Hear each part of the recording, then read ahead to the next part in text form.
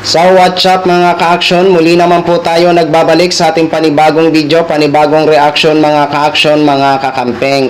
So eto na ho ang hinihintay natin na magsalita o magbigay ng reaction.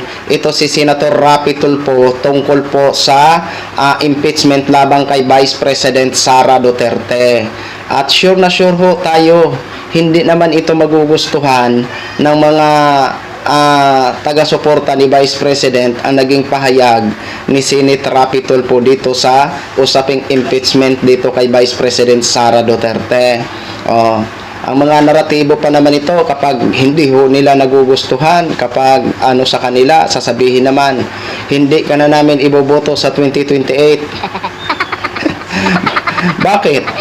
Ito bang impeachment trial laban dito kay Vice President? Usaping politika ba ito? Hindi po ito usaping politika. Ito ay usaping ng accountability, usapin ng pananagutan, usapin ng katotohanan, di ba? Kaya sana ganito din ang mga reaction sana o komento ng ilan sa atin na mga senador, kahit man sila ay mga maka-Duterte, 'di ba? Kasi malinaw na malinaw po ito di ba? Nakasaad po ito sa Constitution, sa 1987 Constitution. So ito na nga ho ang naging reaction or comment ni Senator Rapi Tulfo dito sa usaping impeachment trial dito kay Vice President Sara Duterte. Okay, nakikita niyo naman sa screen, ang babasahin natin. Post po ito ng News 5. Ayan, credit po sa post nyo. Ayan, ayon dito sa post ng News 5, give her a day in court. Mas gusto raw ni Senator Rapi Tulfo na matuloy ang impeachment trial labang kay Vice President Sara Duterte para mabigyan ng pagkakataon ang vice na ipagtanggol ang sarili laban sa mga akusasyon sa kanya. So yun nga ho ang nagiging punto natin dito mga ka-action, mga kakampeng, no? Dapat talaga harapin ito ni Vice President itong mga di umanong mga akusasyon laban sa kanya, dahil ito ang time para may pakita niya sa atin na malinis ang kanyang pangalan dito sa mga akusasyon laban sa kanya, di ba? Ito na ho ang sinasabi natin sa every time na mag-live tayo, na halimbawa kung magiging malinis ang pangalan ni Vice President dito sa mga akusasyon laban sa kanya, di ba, mas hangaan pa siya ng kanyang mga taga-suporta, di ba? Tuloy ho natin. Ayaw kong ma-dismiss. Gusto ko talagang magkaroon ng trial para ma-prove it niya sa kanyang sarili yung sinasabi niyang innocence niya.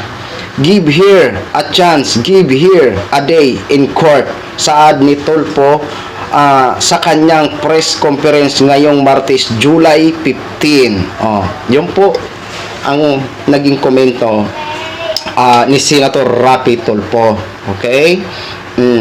Maganda po yan, di ba? Maganda po ang mga ganitong mga komento, kasi at least mararamdaman ho natin na patas, di ba? Hayaan natin muna na magkaroon ng trial. Hindi kung halimbawa man ano man ang mga ng mga judge o sino-sino diyan na mga nasa sa kanila na yun kung anong magiging desisyon. At least magkakaroon ng trial.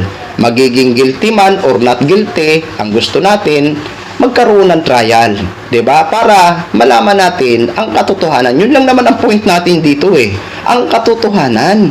Dahil ang trial nga po para po talaga sa atin yan na taong bayan, ang malaman natin kung ano ang totoo, 'di ba?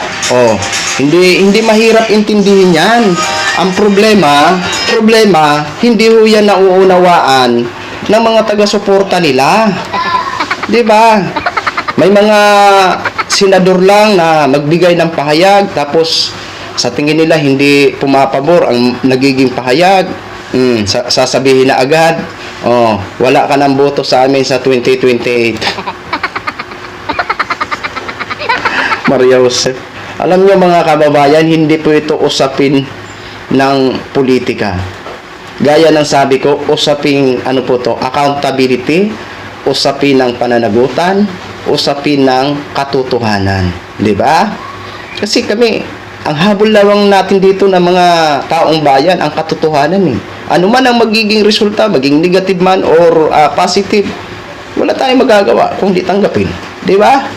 Oh, yan lang po mga ka-action, mga kakamping. I-share ko lang ho sa inyo. Maraming salamat po sa ating mga viewers Luzon, Visayas at Mindanao all over the world. Ako po ang inyong lingkod, si Action Man. Have a good day, everyone. Beautiful.